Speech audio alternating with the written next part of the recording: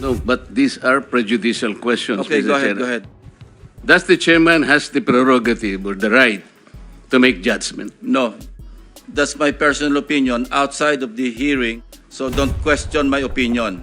That I is am my not questioning opinion. your opinion, Mr. Chair, but you are the Let's not chairman quarrel of this here. committee. Anyway, let's proceed with the You are not testimony of the interested in the prejudicial question that I am going to raise, Mr. Chair? counsel. Go ahead, you raise your Kaya nga sinasabi ko sa inyo eh. You're An questioning my investigator, opinion. we are investigating. Away kagad tayo. Kaya, bakit ganon? Why are we trying to prejudge this? Hindi, Mr. President, we are still in the process of investigation. If we are in the process of investigation, Why are you then so we should not protective of judge. the Discayas? Why are you so protective? I am not protecting them. Mabuti sinabi mo yan, Mr. Chair. Palagi niyong sinasabi, I am protective of the Discayas. When I was chairman of this committee, sinabi ko na sa inyo, the only remedy provided under the law is for them.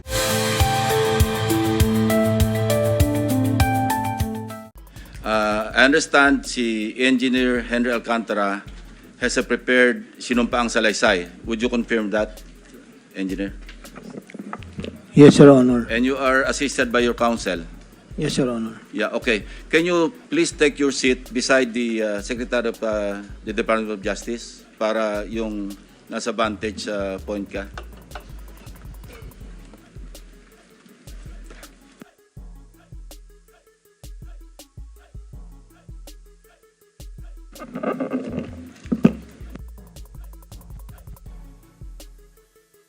Yung counsel mo, pwede nando sa likod para you can advise him.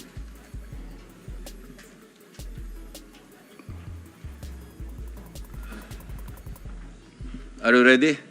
Mr. Chair, I wish I can make a few clarificatory questions before later. we start. But these are prejudicial questions, Mr. Chair. Later. Let's hear first from the principal witness this morning. No, but these are prejudicial questions, Okay, Mr. go Chair. ahead, go ahead, go ahead. Foremost to my mind, Mr. Chair, is the integrity, the impartiality, and the objectivity of the proceedings of this committee. Mr. Chair, you were interviewed on Billionario Channel by Miss Pinky Webb.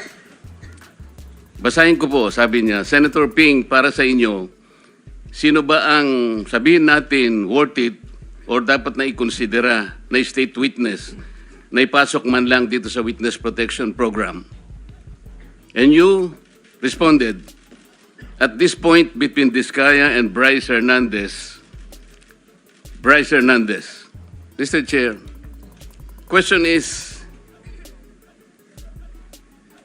does the chairman has the prerogative or the right to make judgment? No. That's my perspective, no? That's my personal opinion outside of the hearing or outside of this hall. So don't question my opinion. That I is am my not questioning opinion. your opinion, Mr. Chair, but you are the Let's not chairman quarrel of this here. committee. Anyway, let's proceed with the You are not testimony of the interested in the prejudicial question that I am going to raise, Mr. Chair? counsel. Go ahead, you raise your Kaya nga sinasabi ko sa inyo eh. You're An questioning my investigator, opinion. we are investigating. Away kagad tayo rito. Mr. Chair, we are in still in during suspended.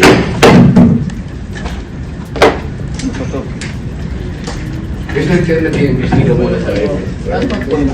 The point is, an investigator cannot be judged at the same time. Do not judge. We are not judging. That's No, what ang importante rito is the objectivity, sinasabi ko na sa'yo eh. Are you trying to steal the show? No. I am raising prejudicial Or question. you're I am, creating ang sinasabi ko, to prevent the proceeding? Mr. Chair, sinabi ko na sa iyo, the interest of this committee is the impartiality, the objectivity. Sana huwag kayong magbibigay ng opinion. Why did you choose, for example, Bryce over to this guy? That's my opinion. You cannot question my opinion. Outside of this hall, you cannot question my opinion. You also express your I opinion. am questioning your opinion because you are the chairman of this committee, Mr. Chair.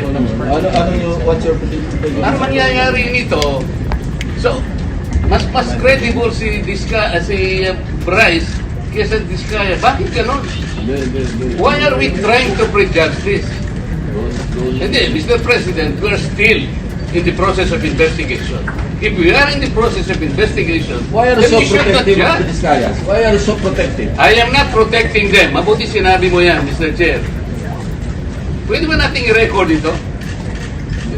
Palagi niyong sinasabi, I am protective of the Discayas. When I was chairman of this committee, sinabi ko na sa inyo, the only remedy provided under the law is for them to apply if they qualify under the process of witness protection program. That's all what I did. Session is resumed. Sila. Session is resumed. Mr. Alcantara, you proceed.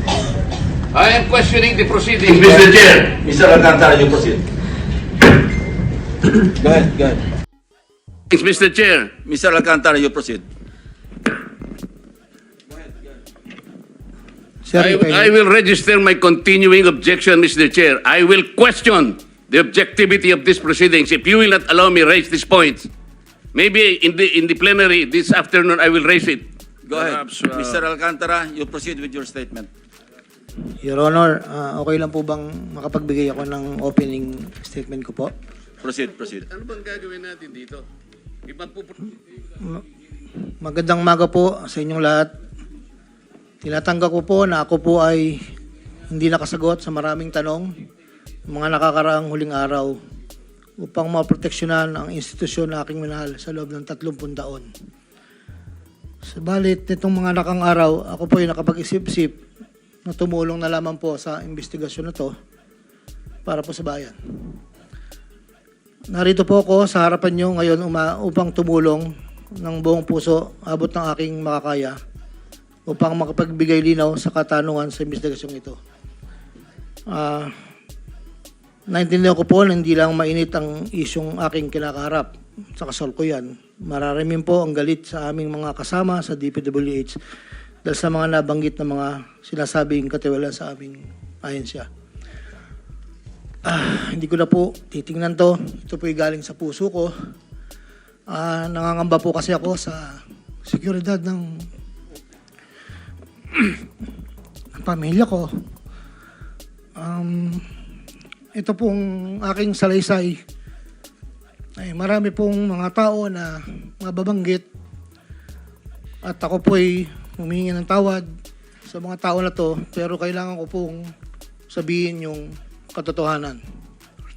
Nihiling ko lang po sa ating buting chairman, sa ating Secretary Justice po, na maproteksyonan po yung pamilya ko. Medyo napakabigat po ng mga babanggitin ko rito. At ito po ay malalaman po natin ngayong umaga. At ako po ay in good faith sa lahat po ng mga senador nandito, sa ating secretary at sa mga nandito po lahat. Simulan ko na po ang aking inandang salaysay, Your Honor. Sa akin pong boss, na nabanggit po nung nakarang hearing ng aming kasama, Undersecretary Roberto Bernardo po. Una ko pong nakilala si Yusek Bernardo taong 1997. Kami po ay magkasama sa Los Baños po. Hanggang dumating po ang panahon na ako po ay na-appoint na District Engineer sa Bulacan. Sa taong 2022, nagsimula pong magbaba ng pondo sa akin si Yusek Bernardo. Nandito po ang detalye kung ilan po at magkano. Ito po, ang unang taon po, 2022 ay 350 million po. Ang kasunduan po ay 25% po para sa proponent. At ako po, o yung driver ko po minsan ang nag-deliver po sa kanya. Noong 2023 po, meron na rin po mga bumaba.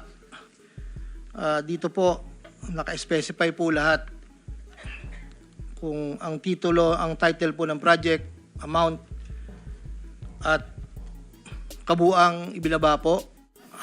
Bukod po yung meron pong BICAM and NEP. Nandito po lahat po ang detalye. Ito lang po kasi yung record na nakuha ko po sa sariling file ko po. At yun po ay meron pong portion doon na merong 30%, meron pong 25%. Depende po sa proyekto. Ang huli po ay itong 2025. Mayroong halagang 2.55 billion po.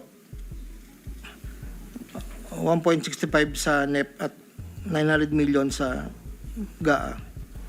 At ganoon din po ang sinabi niya sa akin sa proponent po. Doon po sa sinasabi na meron daw pong ang ating Senator Jinggoy Estrada na di umano'y meron pong sa listahan na pinakita po noong nakarang hearing. Yun po, ako po ang nagpasa ng listing po kay Yusek Bernardo. At ang sabi niya po ay meron ka pa bang kailangan na worth 355, ilan daw po yung natitira. So ako po ay nagpasa ng listahan sa kanya. Ang pagkakabanggit lang po sa akin ay meron pang extra si SJE. So nung lumabas po yun, sa kanya ko rin po binigay, pero wala po akong direct na komunikasyon kay Senator Estrada at wala rin po akong, hindi po ako ang nagdadala, wala po kaming, hindi ko po nakakaharap Senator Jinggoy po. Si Yusek Bernardo lang po ang kausap ko. Doon naman po sa nasabi nung nakarang hearing po about the 600 million kay Senator Joel po. Ang totoo po noon, yun po ay multipurpose building. Ang request niya po talaga. Dahil hindi naman po na ma-accommodate nung nire-report ko po sa kay Yusek na hindi po ma-accommodate yung request. Nagkaroon po ng idea, kaming dalawa po ni Yusek Bernardo na tapatan na lang kung sa kwentahan lang po na ang proponent ganito, parang daw po mapagbigyan. So, nagpasa po ako ng listahan without the knowledge of Senator Joel. So, lumabas po yung pondo, I think, UA po. So, hindi po alam ni Sen na yun po ang pinalit namin sa multipurpose building. Wala pong alam si Senator Joel. So, yung bilanggit po na mayroon pong 25%. Ako po at si Yusek Bernardo ang nag-usap na gano'n na lang ang gawin para daw po matapatan man lang yung 1.5 B na request po. Inayos ko po lahat yun at dinala ko po sa tauhan lang po ni Senator Joel somewhere in Bukawi po. Ang sabi ko po sa kanya, baka pwede, pakibigay mo lang to kay boss.